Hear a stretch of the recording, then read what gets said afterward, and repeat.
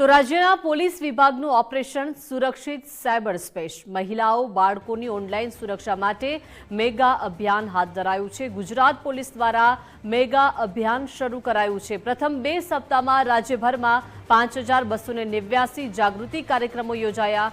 સેક્સટોર્શન, deep fake, cyber stocking સામે વિશેષ જાગૃતિ સત્રનું આયોજન કરવામાં આવ્યું। ગુજરાત પોલીસ દ્વારા 3415 સત્રોનું આયોજન કરાયું છે।